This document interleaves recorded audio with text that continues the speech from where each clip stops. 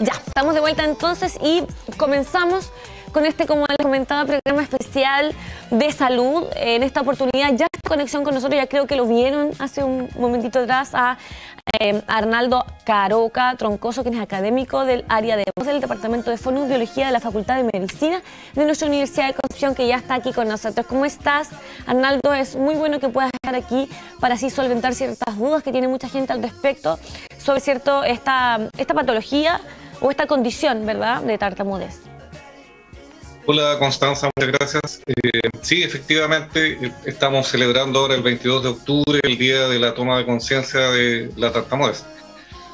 Un día que sale, ¿no es cierto?, desde el Reino Unido, por personas que tartamudean, justamente para ser visibilizados por nuestra sociedad, digamos. Claro, como tú dices, este Día Internacional que se celebra el 22 de octubre de 1998, que proclama por la Asociación Internacional de Tartamudos en apoyo, ¿cierto?, a todas las personas que padecen este trastorno. ¿Es trastorno, no es trastorno? ¿A qué nos referimos con tartamudez? ¿O, cierto, es mofemia, se dice científicamente? No, ya no. La verdad es que ha evolucionado. Vamos derribando mucho. entonces Claro. todas esas terminologías que quizás muchas veces antes se hablaban y que hoy día entonces han ido en absoluto cambio. Ujú.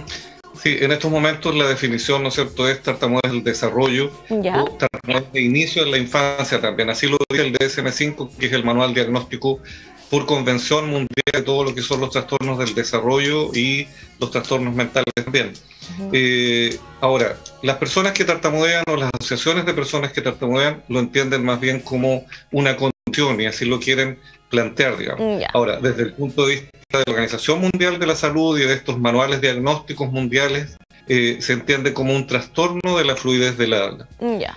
Y en el fondo, Constanza, decir que la fluidez es esto que hace que nuestra conversación sea fluida, ¿no es cierto?, que sea suave, que no tenga interrupciones, etcétera, dentro de lo normal, porque los que trabajamos en esta área, los fonoaudiólogos, digamos, sabemos que no existe un 100% de fluidez en el habla de los seres humanos, porque si no seríamos robots. Siempre hacemos pausas, tenemos repeticiones, aspiraciones, etcétera, que van dando, digamos, también tienen un sentido comunicativo, pero cuando esto ya se hace, interrumpe, ¿no es cierto?, el discurso y provoca tensión en las personas, entonces estamos hablando ya de un trastorno. Ahora, me gustaría saber cuáles son las razones por las cuales se producen. ¿Es genético? ¿Es bioneurológico? Si puede comentar sobre estos caminos, doctor. Actualmente se habla de un trastorno multifactorial. Ya. ¿En qué sentido? Porque, claro, lo esencial es que se ha visto, ¿no es cierto?, que hay alteraciones a nivel de lo que es estructura cerebral en algunas partes específicas de lo que es la programación motora del habla. Y también hay algunas alteraciones a nivel de las funciones de este mismo programación, digamos, de esta misma programación. Hay también algunas alteraciones a nivel de los neurotransmisores del habla. Entonces, se dice que es un trastorno neurobiológico, como bien usted lo estaba diciendo, un trastorno neurobiológico de base, ¿no es cierto?, que tiene un componente genético importante, porque se ve que dentro de las familias de las personas que tartamudean esto tiende a repetirse. Sin embargo, hay muchos otros que se afectan porque es un trastorno de la comunicación al final. Entonces, pasa que tenemos entonces factores sociales, factores emocionales, ¿no es cierto?, no como causa, sino como elementos que van robando, ¿no es cierto?, al habla de las personas que tartamudean. Lo laboral, ¿no es cierto?, lo social, lo ambiental, etcétera, etcétera. ¿A qué edad se comienza a ser visible esta condición? Yo diría que ahora cada vez más temprano, será porque estamos poniendo más atención, ¿no es cierto? Hay más formación al respecto dentro de los profesionales de la salud, pero yo he visto diagnóstico ya a los 2 años, 11 meses, incluso antes también, porque esto se manifiesta alrededor, aproximadamente en la primera infancia, alrededor de los 3 años. Hay otras épocas también de manifestación en los niños, alrededor de los 5, incluso se ha reportado casos de niños que empiezan a tartamudear alrededor de los 7 años. Pero lo normal, lo más común es que sea alrededor de los 3 años. Puede ser, realmente es una pregunta que tengo yo, que si es que hay algún hecho que pueda marcar a una persona, pueda comenzar con esta condición.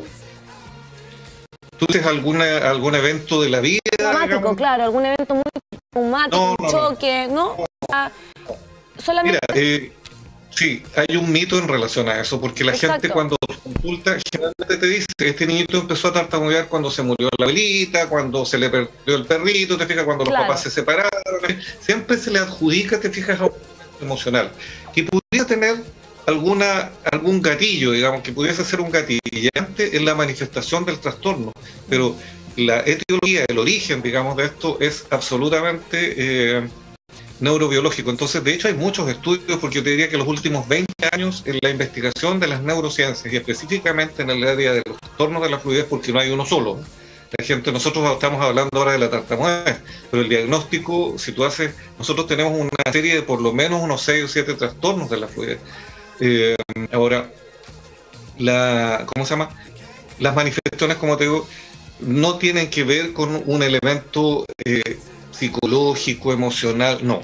Es porque el niño tiene la predisposición, ¿no es cierto?, desde su neurobiología para manifestar esta condición, este trastorno. Podríamos comentar que estos 7 trastornos, no sé si son comunicacionales y que pueden tender a confundirse, ¿verdad?, con esta condición.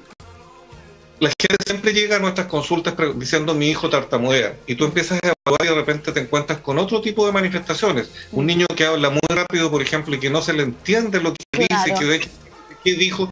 Me pasa mucho con adolescentes que de repente te lo llevan y dicen, se lo traigo porque nadie le entiende. Y tú le preguntas al chico, ¿y por qué te traes? No sé, claro. No entiendes nada tampoco. Entonces, eso se diagnostica como una taquifemia, o como dicen los norteamericanos, el cluttering, ¿ya? Que es una dificultad tanto en fluidez del habla como en la estructuración del mensaje que van a decir. Por otro lado, tenemos también la taquilalia que es hablar prolongadamente rápido. Esa gente que no tiene problemas en la estructura del discurso, pero que habla muy, muy rápido. Yo ahora estoy un poco taquilálico por el tiempo, digamos. Te fijas, esto de hablar muy, muy rápido y tienden a interrumpirse, pero no tienen bloqueos como tal, digamos. Tenemos también otro tipo de manifestaciones como la tartamudez psicogénica, que tiene, esa sí que tiene un elemento psicógeno, ¿no es cierto? Y hay que hacer un diagnóstico diferencial muy importante. Pero esta se manifiesta en adultos, adolescentes y adultos, o sea, aparte de la infancia como la tartamudez de la que estamos hablando. Y por otro lado también está la tartamudez neurogénica, que se produce en estudiantes que han tenido un daño neurológico, dígase, entiéndase, ¿no es cierto?, un accidente cerebrovascular, un golpe, un traumatismo encefalocraneano, etcétera, que provoque, ¿no es cierto?, daño en la zona que yo te estoy hablando, que se encarga de la estructuración del habla, ¿no es cierto?, en el cerebro, y se produce entonces, una de las sintomatologías de este tipo de cuadros sería entonces la alteración en la fluidez. ¿Cómo se diagnostican? Y si es que me imagino que son distintos diagnósticos para cada una. Claro que sí. Ahora, generalmente en estos momentos depende de un clínico bien entrenado y bien formado, ¿ya? Porque, como te digo, es muy fácil decir el niño tartamudea, perfecto. Y podría ser, por ejemplo, en algunos casos, porque se sabe que el 5% de los niños, ¿no es cierto?, en la primera etapa de su desarrollo, se manifiestan con disfluencias, pero pudiese ser, y para eso tiene que ser bien evaluado, ¿no es cierto?, que en la primera infancia, como te digo, 2 años y tanto, 2 años, 3 años, por ejemplo, que el niño empiece a tener algunas alteraciones de la fluidez, entonces debe ser bien diagnosticado, porque a lo mejor es una etapa de disfluencia que va dentro del desarrollo y que podemos esperar. Ahora, ojo, porque eso podemos esperar para la terapia, no para el diagnóstico, porque eso debería durar no más de 6 semanas. Si pasa más de 6 semanas, ¿no es cierto?, entonces probablemente estamos frente a un cuadro de tartamudez. Por eso es que es sumamente importante la evaluación precoz. ¿Por qué? Porque la literatura en estos momentos y las últimas investigaciones nos dicen que si tú pesquisas a un niño lo más cercano al momento que empieza a tartamudear, tú vas a tener entonces un 98 a un 100% de buenos resultados con tu terapia. No así, mientras más tiempo va pasando, decía un autor clásico, digamos, dentro de los investigadores en tartamudez, que no importa tanto la edad del niño, sino que lo que importa es la edad de la tartamudez, cuánto tiempo lleva tartamudeando. porque ahí se empiezan a sumar otras conductas, se empiezan a agregar, ¿no es cierto?, otras manifestaciones. Claro, ¿se puede lograr superar este trastorno? Superarlo, como te digo, sí lo he visto en niños chiquititos, digamos. En los adultos siempre hay una mejora, digamos, o sea, logran ellos compensar, ¿no es cierto?, de alguna manera estas manifestaciones de la tartamudez. Lo importante, y ahora se mira un poco la terapia, ¿no es cierto?, en el mundo, no buscando el 100% de fluidez.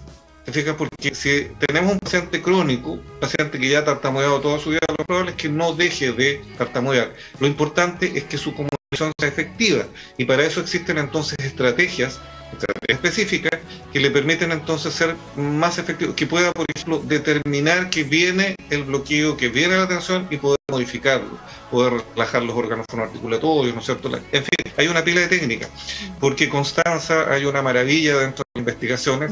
Se descubrió que los pacientes, las personas que tratamos no quiero hablar de pacientes porque estamos en el día en este mes, digamos, de la toma de conciencia. Las personas que tartamudean sienten, mira, así de preciso, con 450 milisegundos antes de que se van a trabar. Por eso que los tartamudos expertos cambiando palabras, o sea, ocupan sinónimos. Si yo iba a decir café, no, prefiero un té, ¿te fijas? O sea, van usando ese tipo de estrategias porque sienten y presienten, ¿no es cierto?, dentro de ellos que van a tartamudear. Entonces eso a nosotros, los terapeutas, nos permite, es un elemento fantástico, porque nos permite entonces introducir técnicas para poder entonces modificar el momento de tartamudez. Y existen técnicas clásicas. Eso, a mí me gusta ver eso, las técnicas, los tratamientos. ¿Qué tan importantes y decisivos son para una evolución como lo estamos comentando ahora? Mira, yo tengo una casuística más o menos grande ya a esta altura. Yo empecé viejo en esto de la tartamudez porque hay una línea importante a seguir. Yo creo que dentro de la fonoaudiología es una deuda que tenemos con la tartamudez, digamos, hace muchos años. Yo estudié en la Universidad de Chile, en la Facultad de Medicina de la Universidad de Chile en Santiago, y a nosotros yo te diría que nos dijeron tartamudez, respiración y relajación. Y la verdad es que en estos momentos sabemos que hay muchas formas de esto. Por ejemplo, se parte con los niños bueno, se habla de una terapia indirecta, pero la verdad es que ya no está siendo tan así. La terapia tiene terapia directa en los chicos ya, y se habla, como te digo, con ellos se les habla, en el fondo, de cómo funciona esta máquina del habla, adaptada un poquitito para los niños, obviamente. Se les hacen contrastes, porque tú, entre lo suave, entre lo áspero, por ejemplo, utilizamos elementos de la vida diaria, qué sé yo, para irles demostrando esto, y después se van introduciendo técnicas, por ejemplo, el concepto de habla fácil. Entonces yo le digo, mira, tengo por ejemplo un algodón, te fijas, entonces este suave, bla, bla, bla. Esto una lija que es áspera, por ejemplo, entonces cuando tartamudeas, mira, salió como la lija, ponte tú, o mira, salió muy suave, bien, te fijas. De hecho hay metodologías, métodos como el método Lincoln, ¿no es cierto?, de la Universidad de Australia, que ellos tienen toda una metodología, te fijas, para trabajar con el niño, con el terapeuta, fonoaudiólogo en este caso, y con la familia también. En fin, y tú vas ahí de poquitito introduciendo, como te digo, estas técnicas y estos conceptos de habla fluida, y la verdad es que tiene muy buenos resultados. Hay técnicas más específicas, porque hay dos grandes conceptos, no quiero meterme tanto a lo mejor en el detalle, pero hay dos grandes grupos. Uno que es, ¿no es cierto?, la modificación de la tartamudez, y el otro que es la estimulación de la fluidez, por así decirlo, modelado de fluidez. Y esos dos grandes grupos tienen técnicas específicas, ¿ya? Se pueden combinar, efectivamente se pueden combinar estos dos métodos, y por decirte algunas, ¿no es cierto?, tenemos la modificación de la tartamudez, que son muy conocidas por las personas que tenemos, la cancelación, por ejemplo, el pull-out, y en el otro grupo, ¿no es cierto?, en el grupo de modelado de la fluidez, tenemos los inicios suaves, te fijas, la reducción de la velocidad del habla, en fin. Ahora, la familia es sumamente importante. Eso también le iba a comentar. Es importante porque claramente es parte de los que van a ser las herramientas de la evolución de los pacientes, ¿no? De qué manera deben de estar comprometidos para poder, en el fondo, sacar adelante todos estos tratamientos. Que no sea Así algo es. aislado solamente, digamos, de la persona que tienes contacto, sino que todos en el fondo puedan sumarse, ¿no? Así es. Ahora, Constanza, ¿cómo se llama? La familia, como te digo, es fundamental. ¿Por qué? Porque nosotros, por ejemplo, de repente indicamos la reducción de la velocidad del habla. Yo sé que es difícil, siempre le digo a los papás, pero un segundo más lento que nosotros hablemos. Ahora, en Chile hablamos muy rápido. Yo te digo, me ha tocado invitar a profesores extranjeros que ven, por ejemplo, modelos en televisión. No lo digo por ti, obviamente. Modelos en Igual un televisión. poco. Se supone que los dictadores, te fijas, se supone que la gente que trabaja en televisión tiene un modelo comunicativo. Entonces, ¿qué hacen los extranjeros? Miran la televisión y después me dicen, sabes que no entendí nada. Porque claro, tú ves, por ejemplo, los lectores de noticias. Hoy día en Chile, claro, nosotros estamos acostumbrados. Te fijas, pero los extranjeros que incluso dominan el español no entienden nada. Entonces, nosotros tenemos a lo mejor un clima adverso en nuestro país para las personas que tartamudean porque hablamos muy rápido. Pero eso se puede modificar, se puede, ¿no es cierto?, de alguna manera ayudar si tú hablas un minuto más lento. ¿Por qué? Tiene su explicación, porque no es solamente decir, hable más lento, porque no. Porque el cerebro repara con ese minuto, con ese segundo más lento que tú hables, el cerebro es capaz de reparar, ¿no es cierto?, las rupturas de la fluidez. O sea, el cerebro hace una monitorización. Si tú hablas un poquito más lento, el cerebro puede ir reparando estas rupturas de fluidez y además lo vas acostumbrando a ser más fluido. Hay evidencia científica, Constanza, de que nuestras intervenciones terapéuticas hacen modificaciones en la estructura y la función cerebral. Se ha visto esto con estos escáneres, ¿no es cierto?, con diferencias de SPECT, se llaman, que son diferencias, ¿no es cierto?, de colores y todo eso, qué zonas se activan dentro del cerebro, y efectivamente, ¿no es cierto?, con la terapia se ha visto que hay un cambio en esta estructura y en esta respuesta que tienen las personas que tartamudean. Es un aprendizaje nuevo, eso es. De todas maneras, sería bueno desde pequeños, digamos, incentivar a, como usted bien dice, comenzar con trabajos fonoaudiológicos, de modulación en general, para quizás así empezar a bajar un poquito la intensidad con la que hablamos los chilenos. Sí, claro, eso es parte de la norma lingüística de Chile, digamos. O sea, es difícil, te fijas, que nosotros podamos cambiar todo, que claro, toda la gente hable lento, qué sé yo. Pero sí, las personas que tartamudean van a tener muchos alivios, digamos, con este tipo pequeños, como te digo, indicaciones. De hecho, yo he visto resultados con solo esa indicación. O sea, decirle a la familia, escúchelo, háblele más. La gente tiende, te fijas, a tener estas modificaciones que de repente dicen, hable más lento, relájese, mijito, repítalo de nuevo, está malo, te fijas. Esas son correcciones que en el fondo lo que hacen es agravar el cuadro. Nuestras correcciones no deberían ser más que escuchar, te fijas, con mucha atención, como se habla ahora de escucha activa, ¿cierto? Con mucha atención, darle el tiempo a las personas. De hecho, las asociaciones de tartamudez mundiales dicen, dame tiempo, te fijas como locan. Darles tiempo, no terminarles las palabras. Si hay algo que les cargan a las personas que tartamudean, es que tú le estés adivinando, adelantando lo que van a decir. Y tiende a hacerse eso muchísimo, ¿no? Sí, o sea, es como, yo creo, a veces yo pienso que no es por mala intención del resto de las personas, sino que es como que tratamos de ayudar. ¿Fíjate? Exacto. Pero por desconocimiento. Entonces, es bueno, por eso estos días, estos meses, porque en realidad es un mes en que se ha estado hablando de la tartamudez en el mundo. Entonces, por eso es que es bueno para que la gente se informe, tome conciencia. Se dicen que las personas tartamudeas son poco inteligentes. O sea, hay una serie de mitos, te fijas, en relación a esto.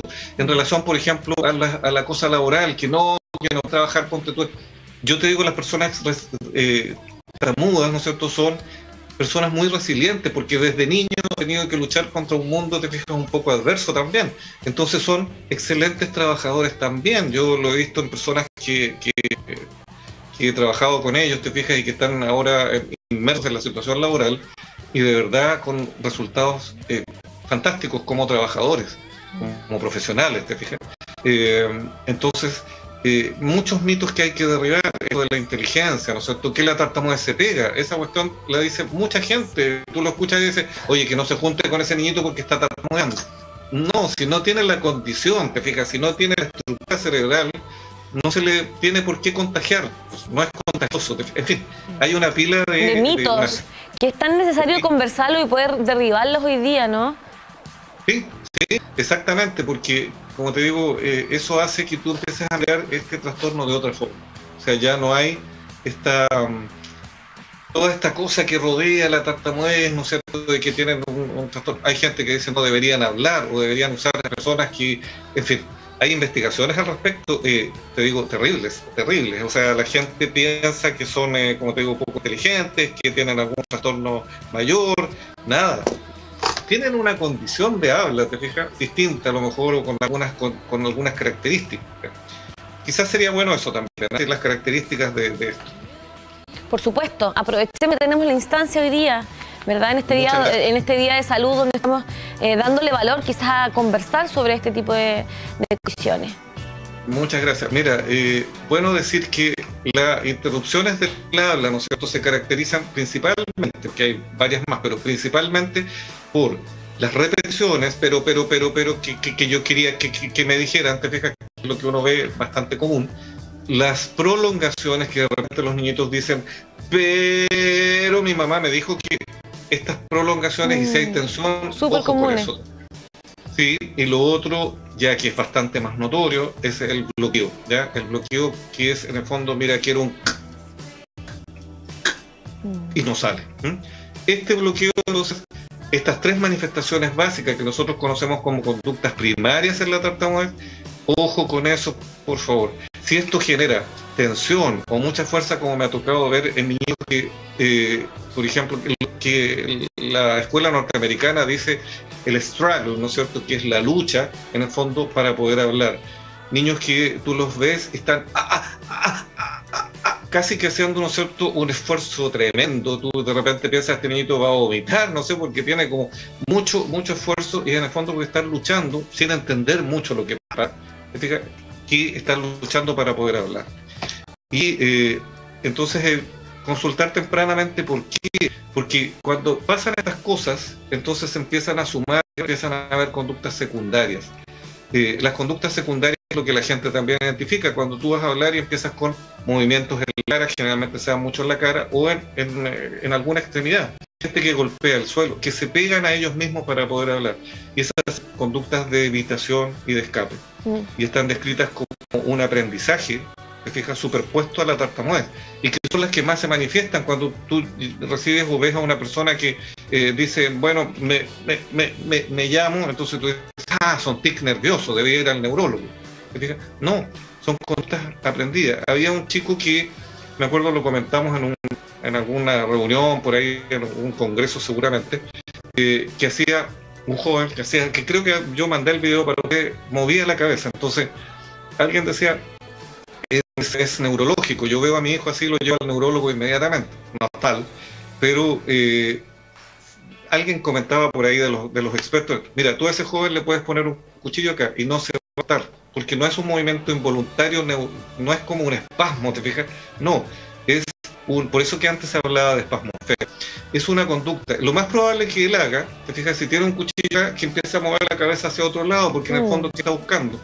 Está buscando salir, porque, bueno, esto es mucho más intenso, mucho más profundo a lo mejor. Hay una serie de liberación de neurotransmisores, específicamente la dopamina, que no permite, ¿no es cierto?, este inicio de esta secuencia motora que es el habla.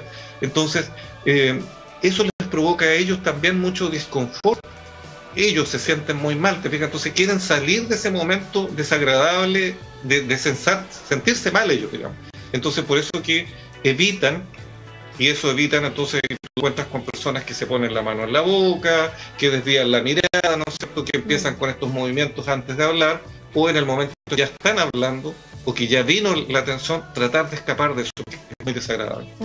Entonces todo eso queremos evitar. Nosotros vamos a ver, para poder ya concluir nuestra conversación, ¿a dónde debemos acudir si estamos frente a este tipo de características? Nosotros estamos, bueno, el profesional encargado de esto, ¿no es cierto?, es el fonoaudiólogo, porque nosotros los fonoaudiólogos nos encargamos de los trastornos de la comunicación. Consultar, ahí nosotros estamos haciendo un diplomado en la Universidad de Concepción ahora, porque en la técnica Constanza no había nada.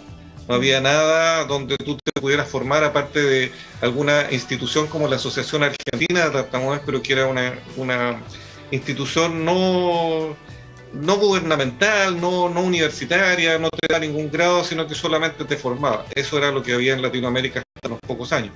Entonces estamos tratando de eso, que la gente que atienda a las personas que tartamudean tengan una formación basada, como se dice ahora, en clínica, basada en la evidencia, ¿no es cierto? Que lo que hagamos tenga un respaldo científico y que se puedan hacer mejoras, digamos, en el habla. No pretendemos, como te digo, dentro de la terapia un 100% de fluidez, pero sí pretendemos estrategias comunicativas más fáciles. La idea es que tu vida y tu comunicación se facilite un poquitito más. Y se tienen logros maravillosos. De verdad, hemos cambiado vida y eso es una retroalimentación para uno como ser humano y como profesional maravilloso, porque gente que estaba encerrada, gente que estaba pensando muchas veces en dejar o abandonar su carrera, o gente que estaba pensando en el suicidio muchas veces, hemos podido rescatarlos, te fijas, a través de pequeñas acciones, a través de una mirada distinta, de enfrentar y conversar acerca de tartamudez. Eso ya libera, te fijas, y es un aporte importante para las personas que tartamudean, que que lo pasan mal en la vida, en realidad. Arnaldo, realmente yo creo que ha sido súper enriquecedor haber hablado contigo esta mañana. Dejamos a todas las personas que tengan dudas, ¿verdad?, poder hacerlo internamente, sí, para que así muchas personas que quizás están pasando por esta cuestión puedan de la mejor forma desarrollarse con especialistas como los que estamos con, ¿cierto?, como Arnaldo, que hoy día ya ha podido resolver bastantes dudas al respecto. Que tengas una gran semana y gracias por haber estado con nosotros nuevamente. Muchas gracias, Constanza, muy amable por este espacio. Ojalá tengan una nueva oportunidad también. Y nosotros entonces, junto con nuestro especialista, partimos con una breve pausa comercial para seguir entonces con más de nuestro matinal. Vamos rápido, volvemos, no se vaya de la sintonía.